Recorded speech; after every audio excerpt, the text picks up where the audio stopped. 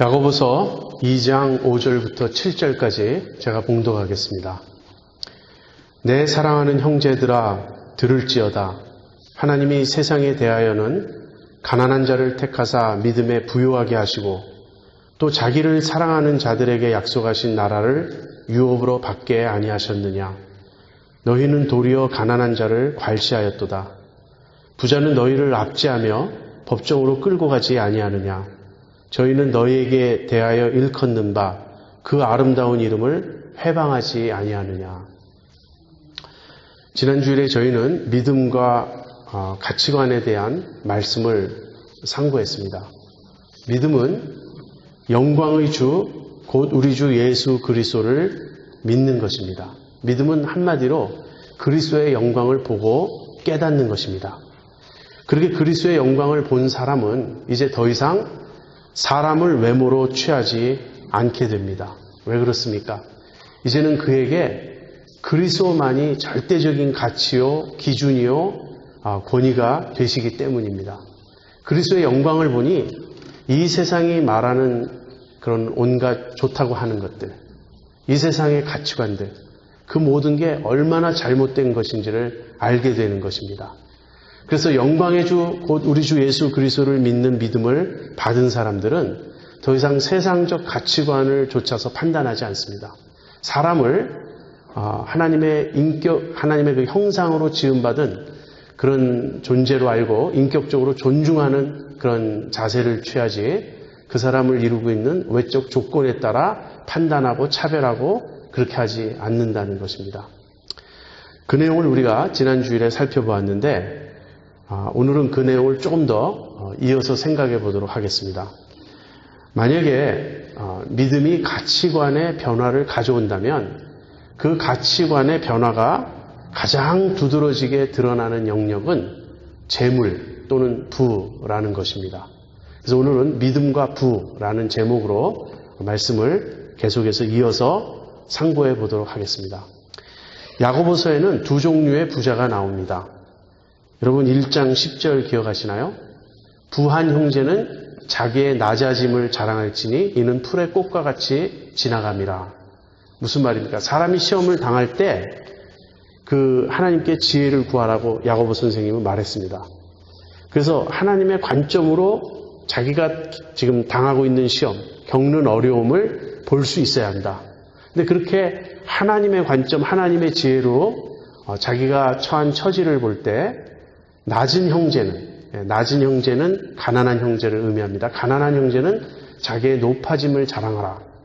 무슨 말이냐면 비록 세상적으로 물질적으로 가난하다 할지라도 그리스도 안에 자기의 진정한 위치가 무엇인지 그리스도와 함께 하늘에 앉은 그 영적 부요를 자랑하라 하는 것입니다.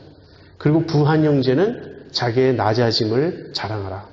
그리스도 없이는 자기가 실제 어떤 위치에 있는 자인지 정말 이 재물을 의지해서는 그 재물로서는 아무것도 아니라는 그런 사실을 오직 그리스도께만 소망이 있음을 기억하라 하는 것이에요.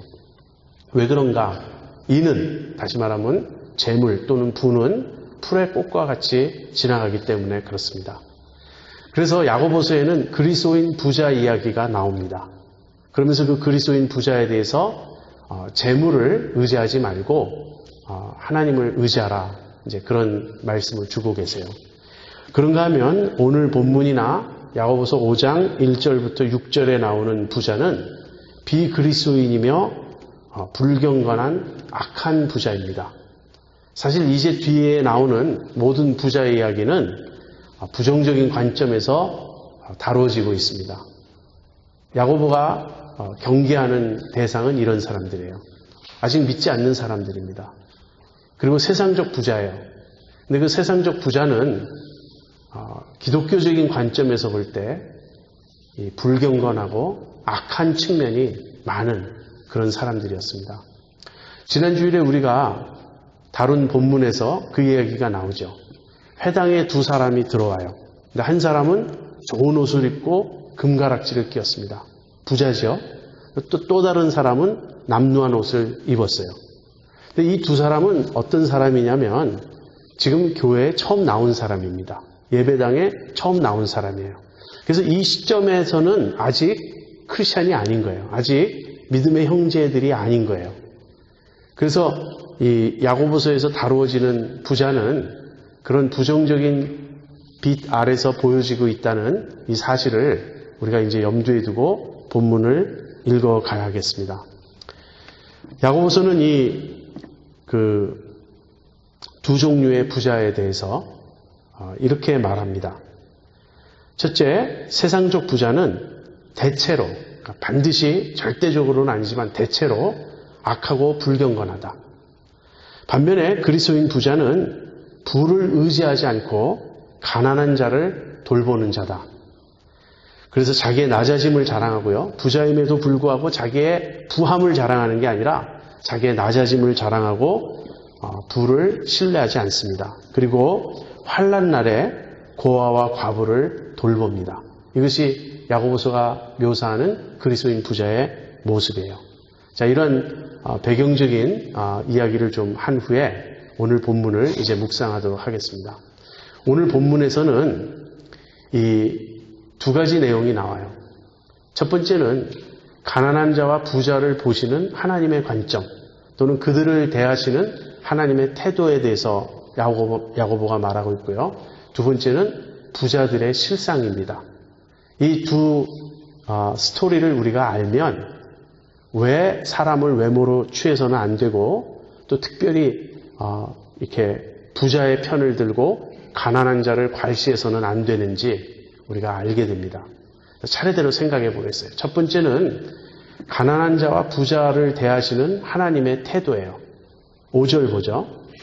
내 사랑하는 형제들아 들을지어다. 하나님이 세상에 대하여는 가난한 자를 택하사. 처음에 나오는 이야기는 하나님은 가난한 자들을 택하신다 하는 것이에요. 그런데 여기 세상에 대하여는 이라는 말이 나오는데 이것은 세상적 관점에서 보기에는 세상의 눈에는 그런 뜻입니다. 무슨 말이냐면 세상적 관점에서는 여기 가난한 사람이 있어요. 아마 물질적으로 가난한 것이겠죠. 그런데 이들은 실제로 가난한 게 아니라는 거예요. 주님 보시기에는. 왜냐하면 주님은 이들을 택하셔서 믿음에 부요하게 하실 것이기 때문에. 그러나 세상의 눈에는 이들은 가난한 자들이다. 그래서 첫째 우리가 기억해야 될 건 하나님께서는 세상의 눈에 볼 때는 가난한 자들을 택하신다. 가난한 자들을 불쌍히 여기시고 그들에게 긍휼을 베푸신다. 하나님은 그들을 부르신다. 이제 이런 뜻입니다. 이 말씀은 하나님은 무조건 가난한 자의 편이라는 말인가? 하나님은 무조건 부자는 미워하시고 싫어하시고 무조건 가난한 자의 편을 드신다는 말인가? 그런 뜻은 물론 아닙니다. 여기서 가난한 그 자체를 주님이 칭찬하시는 것도 아니고요. 가난한 그 자체를 좋다고 말씀하시는 것이 아니에요. 결국 핵심은 어디에 있냐면 그 가난한 자를 택하셔서 믿음에 부요하게 하신다는 데 있어요. 그러니까 우리는 이렇게 생각해 볼 수 있습니다. 가난하면서도 교만하고 욕심이 많고 하나님을 거역하는 사람들도 있을 수 있습니다. 이 사람들은 단지 지금 가난할 뿐이에요. 만약에 이 사람들에게 재물이 주어진다면, 이 사람들이 잘 살게 된다면 이들이 욕하고 비판하는 부자들과 똑같이 될 사람들입니다. 지금 주님은 무조건 외적으로 가난하다고 해서 그들을 두둔하시거나 편드신다는 그런 이야기가 아닙니다. 오히려 가난한 것이 왜 복이 될 수 있냐면 그 가난 자체가 복이라는 게 아니라 가난할 때 더 하나님을 잘 믿을 수 있다는 거예요. 가난한 것이 믿음에는 더 좋은 조건이 된다는 거예요. 그래서 하나님은 가난한 자들을 택하셔서 그들을 믿음에 부요하게 하십니다. 그렇다면 거꾸로 이런 질문이 떠오를 수 있죠. 여기 믿음에 부요한 부자가 있습니다. 그 사람은 하나님 보시기에 어떨까요? 물론 그 사람은 하나님의 은혜를 입었고 하나님의 긍휼의 대상인 것입니다. 믿음에 부요하면서 세상의 눈에도 부자인 사람은 어떤 사람일까요? 자기의 부를 의지하지 않고 환난 날에 고아와 과부를 돌보는 그런 믿음의 부자이겠죠.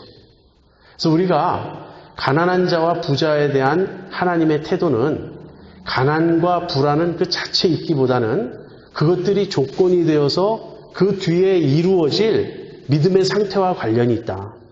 하나님이 왜 가난한 자를 더 기뻐하시고 더 긍휼히 여기시는가? 그것은 가난할 때 더 하나님을 잘 믿을 수 있는 조건이 되기 때문에 그렇습니다. 그래서 핵심은 믿음에 있어요. 여러분, 마태복음과 누가복음에 나오는 그 산상수훈 또는 팔복의 내용이 조금 차이가 있습니다. 마태복음 8복에는 심령이 가난한 자는 복이 있나니 이렇게 말하고 있어요. 그런데 누가복음에는 그냥 가난한 자는 복이 있나니 이렇게 말하고 있습니다. 우리는 이 두 다른 표현을 어떻게 해석해야 할까요? 이 둘을 합쳐서 생각하면 됩니다. 그냥 가난한 것이 아니라 하나님만을 의지하고 하나님께만 소망을 둔 경건한 가난한 자들을 의미하는 거예요. 물질적으로 실제 가난합니다.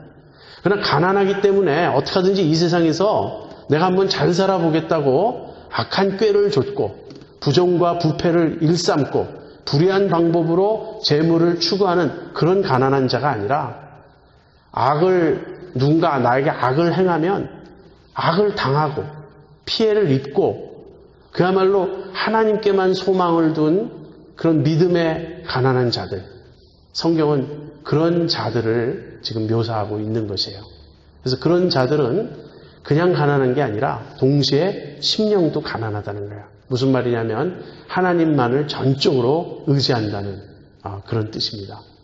그래서 하나님은 가난한 자를 긍휼히 여기시고 가난한 자를 택하십니다. 그렇게 가난한 자를 택하셔서 믿음에 부요하게 하십니다. 이 믿음에 부요하게 한다는 말을 야고보는 이렇게 설명하고 있어요. 세상에 대하여는 가난한 자를 택하사 믿음에 부요하게 하시고 또 자기를 사랑하는 자들에게 약속하신 나라를 유업으로 받게 아니하셨느냐. 믿음에 부요한 것이 어떤 것입니까? 믿음에 부요한 것은요, 하나님을 사랑하는 거예요. 믿음에 부요하게 하시고 또 자기를 사랑하는 자들에게. 믿음에 부요하다는 것은 하나님을 사랑하는 것입니다. 다시 말하면 이런 얘기예요. 하나님은 이 세상에서는 가난하고 이 세상에서는 어려운 처지에 놓여 있고 이 세상에서는 참 불쌍한 사람들을 하나님은 긍휼히 여기시고 그들을 택하시고 그들에게 믿음을 주셔서 그들로 하여금 하나님과 깊은 사랑의 관계에 들어가게 하신다.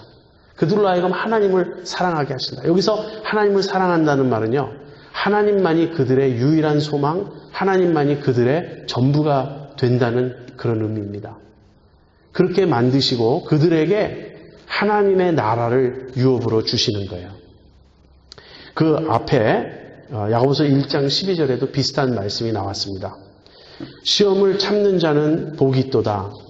이것의 옳다 인정하심을 받은 후에 주께서 자기를 사랑하는 자들에게 약속하신 생명의 면류관을 얻을 것임이니라. 이것이 1장에 나오는 내용이에요. 시험을 통과하는데 그 시험을 어떻게 통과하냐면 믿음으로 인내로 통과합니다. 그래서 시험을 참아요. 참으면 하나님께서 옳다고 인정해 주십니다. 시험을 통과할 때 보니까 진짜 믿음이 있는 사람이라고 하나님이 인정해 주세요. 근데 그 진짜 믿음이 있다고 인정함 받은 사람은 어떤 사람인가? 주께서 자기를 사랑하는 자들에게, 다시 말하면 하나님을 사랑하는 자들이라는 거예요. 이 야고보가 말하는 믿음은 하나님을 사랑하는 것입니다.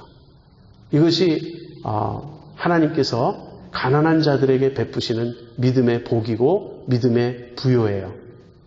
실제 초대교회 때는 거의 상황이 이랬습니다. 여러분 고린도전서 1장에 나오는 내용을 기억하시나요? 바울이 고린도 교인들에게 이렇게 말합니다.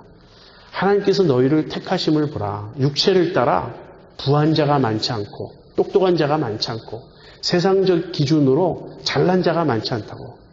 하나님께서 세상에 못난 자들, 없는 자들을 택하사 있는 자들을 부끄럽게 하려 하신다고.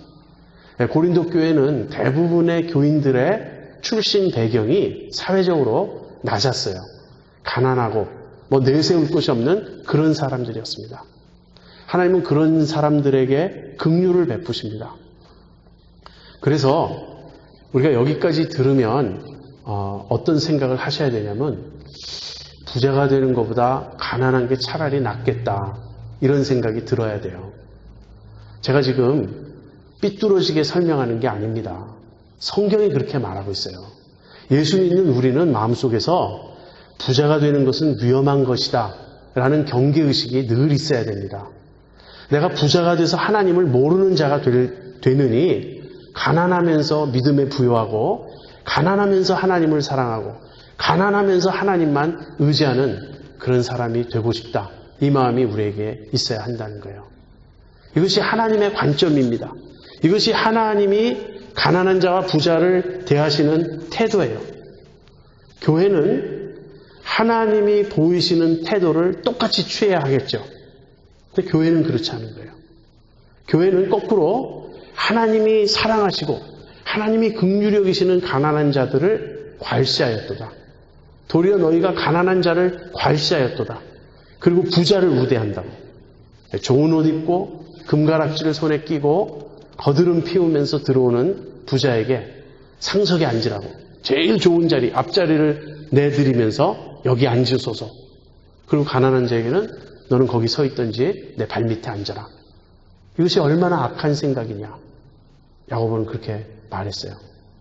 그래서 우리 예수 믿는 사람들은요, 영광의 주님을 이제 받아들인 사람들은 하나님의 태도를 알아야 돼요. 하나님의 관점을 알아야 돼요. 그다음에 야고보가 말한 두 번째 내용은 부자들의 실상입니다. 아까도 말씀드렸지만 이 부자들은 믿지 않는 사람들이에요. 세상적 부자들. 그들의 특징은 어떤 것인가? 6절입니다. 너희는 도리어 가난한 자를 괄시하였도다. 부자는 너희를 압제하며 법정으로 끌고 가지 아니하느냐. 부자들은 가난한 자들, 특별히 초대교회 교인들이 가난한 자들이었는데요. 그 가난한 그리스도인들을 압제하고 법정으로 끌고 간다. 뒤에 야고보서 5장에는 이 부자들이 어떤 일을 하냐면 이 가난한 자들에게 마땅히 주어야 될 삭슬을 주지 않아요. 농사일을 시키고 그 다음에 거기에 대한 품삯을 줘야 되는데 품삯을 주지 않습니다. 이런 것이 압제하는 거예요. 착취하는 것, 억압하는 것, 강제로 그들의 것을 빼앗는 것. 우리나라 사람들은 과거에 우리나라의 그 지주와 소장농 그런 관계에서 그런 예를 우리가 많이 배웠죠. 역사 시간에. 자작농입니다. 처음엔 자기 땅이 있었어요. 자기 토지를 경작합니다. 그런데 흉년이 들어요. 흉년이 들면 어쩔 수 없이 빚을 져야 됩니다. 그런데 그때 지는 빚이 고리대금으로 주는 빚이에요. 얼마나 엄청난 이자를 요구하는지. 그래서 한번 빚을 진다고 하는 것은 그야말로 완전히 빚에 빠지고 함몰되고, 그래서 결국 어떻게 되죠? 밭과 논과 자기 땅을 빼앗기게 되는 거예요. 그 자작농이었는데 한번 흉년이 지나가면 소작농으로 전락하게 되는 겁니다. 그래서 계속 부자가, 지주가 땅을 넓혀가는 그러한 이야기를 우리는 예전에 많이 들었죠. 지금 여기서도 마찬가지입니다. 부자들이 가난한 자들을 압제해요. 그리고 법정으로 끌고 간다. 법정으로 끌고 가면 법정은 거의 언제나 부자 편입니다. 뇌물을 쓸 것이고. 그래서 가난한 자들의 억울함 중에 하나는 뭐냐면 공의를 얻지 못해요. 재판관에게 가서 내 억울함을 풀어주소서 그래봐야 공의를 얻지 못해요. 이러할 때 우리 하나님이 공의의 심판관이라는 이 말은 얼마나 큰 위로가 될까요? 그래서 부자들의 첫 번째 모습은 가난한 자들을 압제하고 불의를 행하고 이 법정에 끌고 가는 그러한 모습이에요. 근데 이것은 부자들이 누구에 대한 것입니까? 다른 가난한 이웃들에 대한 모습이에요. 거기서 그치지 않아요. 이 부자들은 불경건한 자들입니다. 그래서 7절에 보면 저희는 너희에게 대하여 일컫는 바 그 아름다운 이름을 회방하지 아니하느냐. 하나님의 이름을 회방한다는 거예요. 또는 그리스도의 이름을 회방하고 모욕한다는 거예요. 무슨 말입니까? 여기 너희에게 대하여 일컫는 바, 그 말은요, 이 초대교회 그리스도인들이 그 이름으로 불렸어요. 그리스도인이라고 불렸잖아요. 그리스도의 사람들이라고 불렸어요. 너희가 속해 있는 그분의 이름을 회방하지 않느냐. 그러니까 부자들은 기독교인들, 특별히 가난한 기독교인들을 업신여기고 그들이 믿는 주님을 회방하고 신성 모독하고 그런 일을 했다는 거예요. 야, 예수 믿으면 뭐 잘 살아? 예수가 밥 먹여줘? 너 예수 믿는다더니 그렇게 지질이 못 살고 가난하고 궁상을 떨고 얼마나 한심하냐, 이렇게 말하는 거예요. 이런 얘기 요즘에도 가끔 듣는 사람들이 있어요. 뭐 꼭 부자에게 압제당해서가 아니라 예수 믿는데 어렵고 가난하면 주변의 친구나 친척들이 그렇게 말할 수 있습니다. 예수 믿으면 좀 나아져야 될 거 아니야. 예수 믿으면 좀 잘 살아야 될 거 아니야. 왜 예수 믿는데 그렇게 못 살고 힘드냐. 교회 안에서도 그런 사고방식이 있죠. 뭔가 믿음에 문제가 있는 것 같아. 정말 믿음이 좋다면 왜 저럴 거야?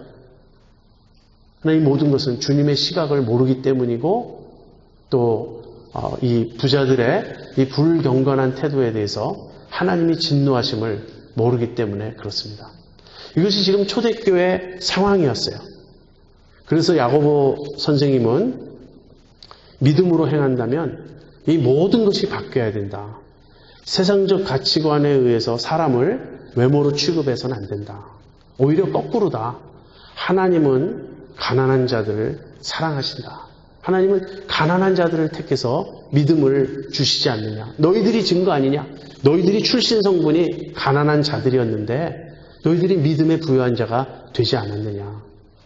정말 중요한 것은 하나님을 사랑하는 것이다. 이 세상에서 부자고 떵떵거리고 권세 있고 그런 것이 아니다. 이제 이렇게 말씀하신 것입니다. 그런데 이제 제 설교의 남은 시간에는 이 부를 어떻게 보아야 하느냐 하는 문제를 좀 다루고자 합니다. 지금 야고보서는 세상적 부자에 대한 경고를 한 것이에요. 모든 부자가 이렇지는 않죠. 그래서 우리가 부자에 대해서 좀 생각을 정리해 볼 필요가 있습니다. 먼저 신약 성경이 부에 대해서 뭐라고 말하는지 여러분에게 몇 구절 읽어드리겠습니다. 주님은 산상수훈에서 이렇게 말씀하셨어요. 너희가 하나님과 재물을 겸하여 섬길 수 없다. 한쪽밖에는 섬길 수가 없어요. 이것은 섬겨서는 안 된다가 아닙니다. 하나님과 재물을 둘 다 섬겨서는 안 된다, 이 말씀이 아니고요. 본질적으로 불가능하다는 거예요. 하나님을 섬기는 사람은 재물을 섬길 수 없어요. 다시 말하면 하나님이 그에게 절대적 가치가 된다면 재물에게 사로잡히지 않고 재물 욕심에 빠지지 않는다는 거예요. 반면에 재물을 사랑하면 그 안에 하나님 사랑이 있을 수 없다는 거예요. 둘 다 사랑하는 건 불가능하다. 그러니까 너희 보물을 하늘에 쌓아두라. 주님 그렇게 말씀하셨습니다. 디모데 전서 6장에 이런 말씀이 나옵니다. 부하려 하는 자들은, 부자가 되려고 하는 자들은 시험과 올무와 여러 그 해로운 정욕에 떨어진다. 그래서 마지막에는 침륜과 멸망에 빠지게 된다. 이 말을 뒤집으면 어떻게 되죠? 부자가 되려고 하지 말라는 거예요. 제가 여러 번 여러분에게 말씀드렸습니다. 여러분이 제가 권면하는 이 말씀을 얼마나 심각하게 마음에 받아들이셨는지 모르겠지만 성경은 부자가 되려고 하지 말라고 분명히 말하고 있어요. 그러니까 아주 심각하게 들어야 됩니다. 왜 그런지 조금 이따 설명할 거예요. 그러면서 디모데전서 6장에 돈을 사랑함이 일만하게 뿌리가 된다는 말씀이 나오고요.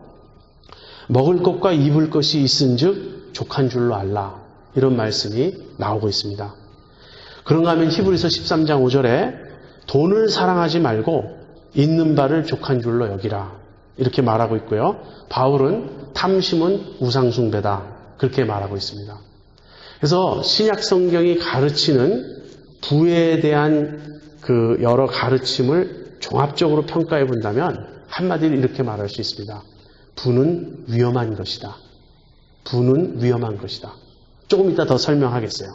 자, 이제 구약으로 넘어가 보죠. 그 많은 그 목사님들이 또 이 교회 지도자들이 기복주의를 많이 가르칩니다. 제가 이것을 한국교회의 가장 큰 문제점으로 늘 생각하고 있는데, 그분들이 그때마다 인용하는 성경의 예는 다 구약에서 오는 것이에요. 구약에 보면 우리 믿음의 조상들이 다 거부였습니다.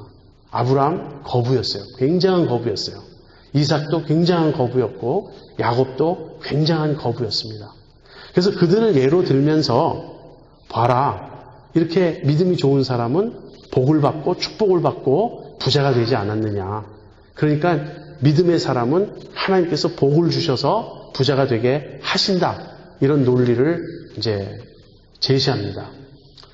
그런데 구약에서 이제 그 역사가 계속 진행되면서요.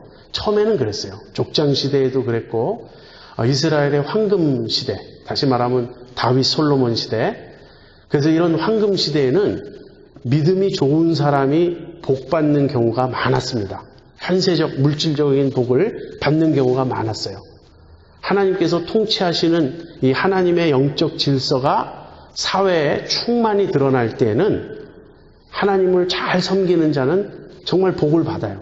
농사도 잘 되고 그 다음에 가축들도 많이 번식하고 그렇게 됩니다. 그런데 이스라엘 역사가 점점 하나님을 떠나서 우상숭배에 빠지고 불의한 사회가 될 때는 반대로 이런 현상이 일어났어요. 의인이 고생을 하고 악인이 잘 살게 되는 거예요. 그래서 구약에도 믿음이 좋으면 복 받는다는 원칙이 항상 성립한 건 아니었다는 거예요. 갈수록 그 원칙이 어그러지고 그러면서 선지자들은 하나님의 통치가 이루어질 장차 올 그날을 내다보고 예언하기 시작했던 것입니다. 여기 구약에 여러분이 잘 아시리라고 생각하는 한 사람의 기도를 제가 소개하겠습니다. 이것이 구약의 결론이에요. 구약 지에서 잠언에 나오는 말씀입니다. 잠언 30장 7절부터 9절에 아굴이라고 하는 사람의 기도가 나와요. 그 기도를 한번 들어보세요. 내가 두 가지를 주께 구하였사오니 나의 죽기 전에 주시옵소서. 곧 허탄과 거짓말을 내게서 멀리 하옵시며 나로 가난하게도 마옵시고 부하게도 마옵시고 오직 필요한 양식으로 내게 먹이시옵소서. 혹 내가 배불러서 하나님을 모른다. 여호와가 누구냐 할까 하오며 혹 내가 가난하여 도적질하고 내 하나님의 이름을 욕되게 할까 두려워함이니이다. 여기 아굴이라는 사람이 두 가지 기도 제목이 있다고 말해요. 그리고 내가 살아있는 동안에 꼭 하나님 들어주세요. 그렇게 말합니다. 근데 첫 번째는 뭐죠? 허탄과 거짓말을 내게서 멀리하옵시며, 이게 첫 번째 기도 제목이에요. 무슨 말입니까? 내가 진실한 사람이 되게 해주세요. 내가 하나님 앞에서 똑바로 살게 해주세요. 내가 의인이 되게 해주세요 하는 그 기도입니다. 그러니까 이거는 우리식으로 좀 표현하면 믿음을 주세요 하는 거예요. 믿음대로 살게 해주세요. 그다음 두 번째는 그 다음에 재물을 언급하는데 앞과 연결되어 있어요. 내가 허탄과 거짓말을 떠나서 하나님 앞에 정직하고 진실하게 살려면 어떻게 해야 되는가? 내가 부자도 되지 말고 가난한 자도 되지 말아야 되겠다. 그래야 하나님 앞에 정직한 삶을 살 수 있다는 거예요. 부자가 되면 어떤 위험이 있죠? 교만해져서 하나님을 모른다. 그렇게 말하기가 쉽다는 거예요. 이 말은 겉으로 꼭 그 말을 한다는 것이 아닙니다. 부자가 되어도 입으로는 늘 하나님이 복 주셔서 내가 잘 삽니다. 이렇게 간증할 수 있어요. 그러나 마음속에는 더 이상 하나님을 의지하지 않아요. 내 재산을 의지하고 내 부를 의지하는 겁니다. 그래서 부를 의지하는 그 순간 하나님에 대한 믿음에서 떠나게 되는 거죠. 그것이 부자의 위험이에요. 그런가 하면 반대 극단은 뭐죠? 가난해지는 거예요. 근데 너무 가난해지면 무슨 문제가 생깁니까? 죄의 유혹이 생겨요. 남의 것을 훔쳐서라도 내가 이번 한 번만 눈 딱 감고 좀 부정을 저질러서라도 어떻게 좀 형편을 좀 피게 해야 되지 않을까? 그래서 가난한 것도 마옵시고 부하게도 마옵시고 나에게 필요한 양식을 주시옵소서. 그렇게 기도했던 거예요. 이것이 구약의 지혜서가 가르치는 바입니다. 지혜서란 무엇이죠? 하나님의 뜻대로 이 세상을 사는 것을 지혜라 그래요. 어떻게 우리가 하나님 뜻대로 살 수 있을까? 그 지혜의 관점에서 볼 때는 부자 되는 것도 가난한 자가 되는 것도 피하고 필요한 양식, 적당한 것으로 하나님 나에게 주십시오. 이거는 물질 자체에 관심을 두고 한 말이 아니고 물질을 넘어서서 허탄과 거짓말을 내게서 옮기시옵소서. 하나님 앞에 정직하게 사는 그것이 주가 되어서 드리는 기도입니다. 여러분 너무 물질에 연연하지 마세요. 가난하고 잘 살고 하는 것이 그 자체가 목적이 아닙니다. 우리에게 정말 중요한 건 뭐냐면 정직하게 사는 것이고 믿음으로 사는 것이에요. 그 다음에 믿음으로 살기 위해서 어떤 게 가장 나에게 필요하고 맞을까를 생각해 보세요. 그래서 제가 지금 구약 얘기도 좀 했고 신약 얘기도 했는데 이제 오늘날 사람들이 부에 대해서 갖는 태도를 좀 말씀드리겠습니다. 첫 번째는 이것이에요. 오늘날 사람들이 부에 대해서 취하는 태도. 첫 번째, 물론 기독교인들 이야기입니다. 부는 축복이다 하는 것입니다.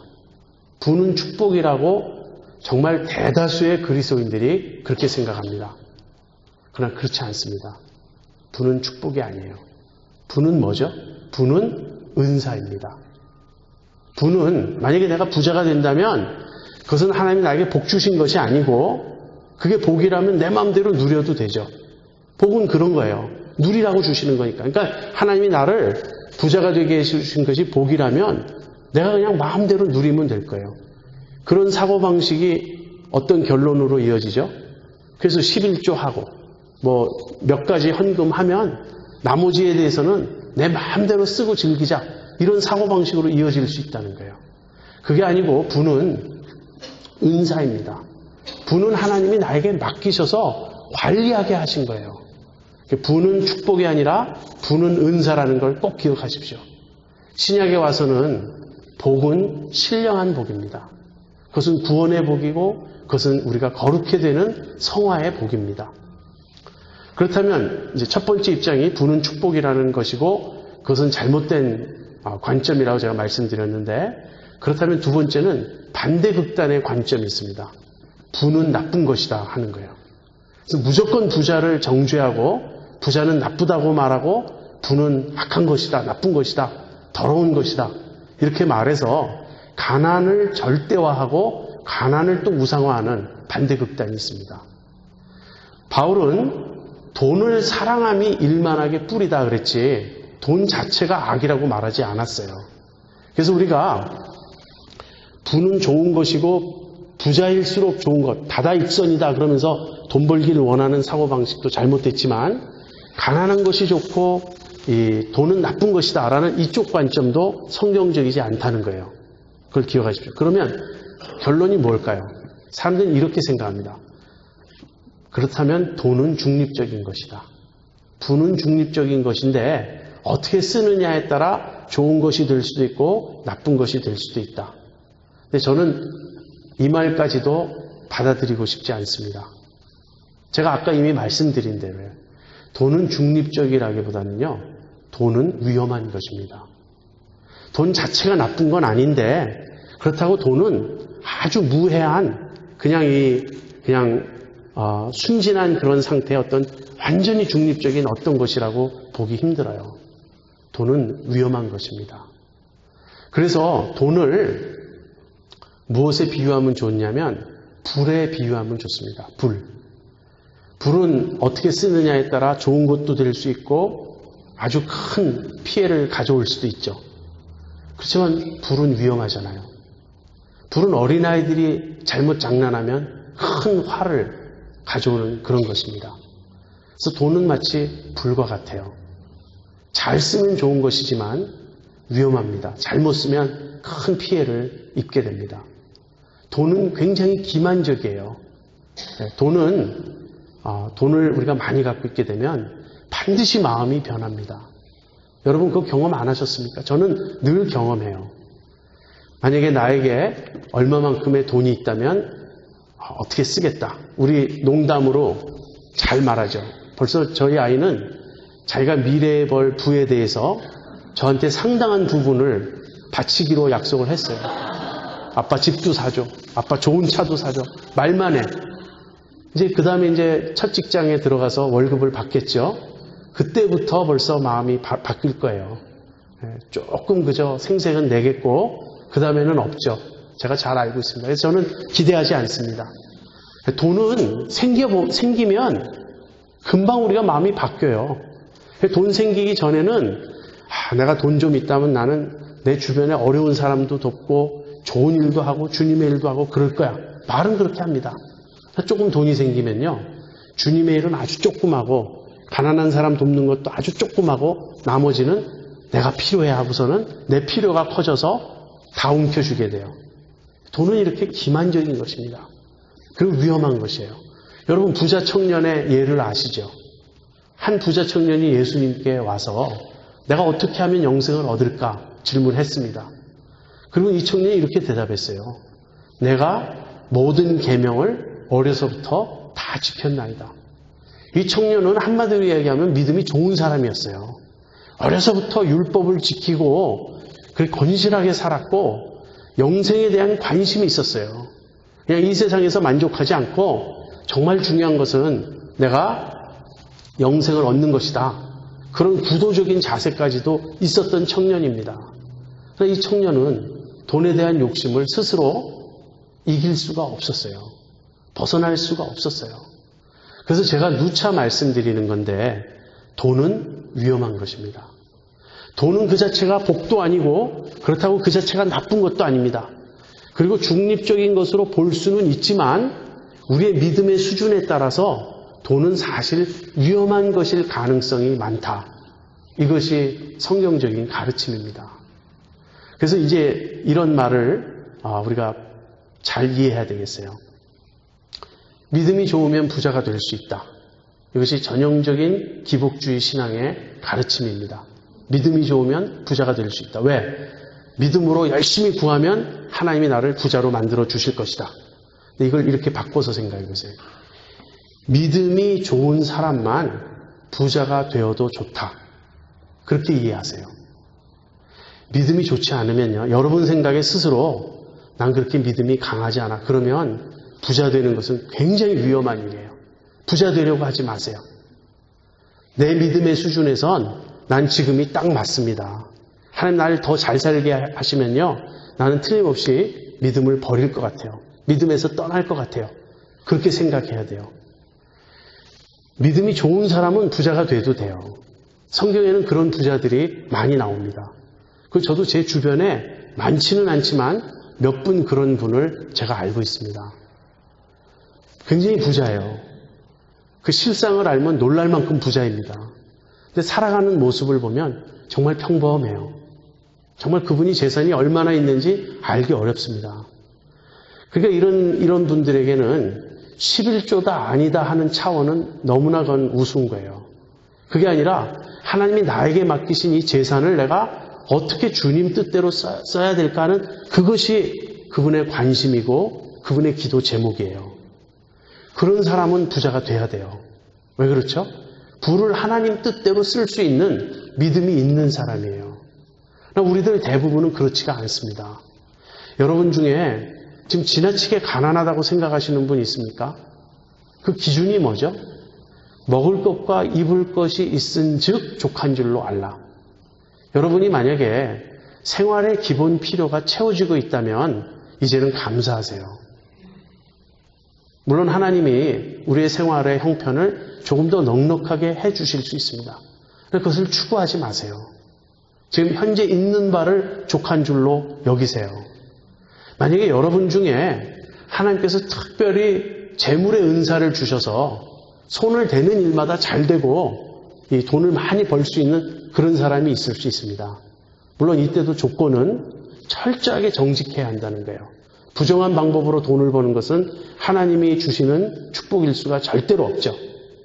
그러나 만약에 여러분 중에 재물의 은사가 있어서 돈을 많이 벌게 된다면 기도를 많이 하셔야 됩니다. 하나님, 제가 이 위험한 부를 맡아서 하나님 뜻대로 관리할 수 있게 내게 믿음을 주세요. 믿음과 부의 관계는 어떤 것입니까? 믿음과 부의 관계는요, 믿음이 좋으면 부자가 될 수 있다가 아니고 믿음이 좋은 사람은 부자가 되어도 좋다. 그렇게 바꿔서 생각하세요. 그리고 진짜 부는 믿음입니다. 하나님이 보시는 참된 부, 참된 가치는 세상적 재물이 아니고요, 우리의 믿음이에요. 하나님은 가난한 자를, 세상의 눈에는 가난한 자를 택하사 믿음에 부여하게 하시는 분이십니다. 여러분, 그동안 재물에 대해서 어떤 태도를 취해 오셨나요? 여러분의 재물관은 성경적입니까? 아니면 세상적입니까? 돈이 여러분에게 우상이 되지는 않습니까?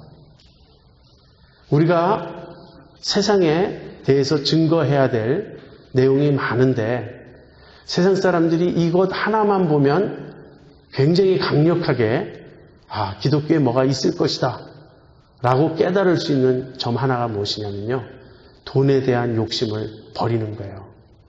우리들의 삶의 기본 오리엔테이션이 더 이상 돈을 추구하지 않고 더 이상 잘 살고자 하는 그런 데 있지 않고 허탄과 거짓말을 내게서 옮기시옵소서. 그리고 나로 부하게도 마시고 가난하게도 마시고 필요한 것을 채워주십시오. 그런 태도로 살아갈 때 세상은 저 사람은 하나님을 믿는구나, 저 사람은 진짜 신자구나, 예수 믿으면 저렇게 되는구나 라는 것을 보게 될 것입니다. 마지막으로 디모데전서 6장 17, 18절에 나오는 바울 사도의 경고를 제가 여러분에게 읽어드리겠습니다.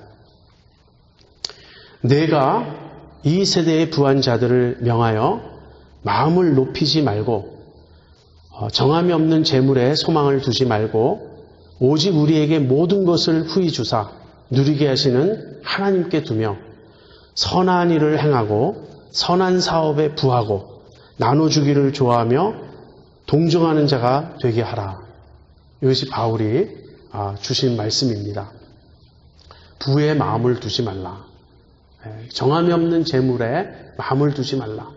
부를 추구하거나 의지하지 말라.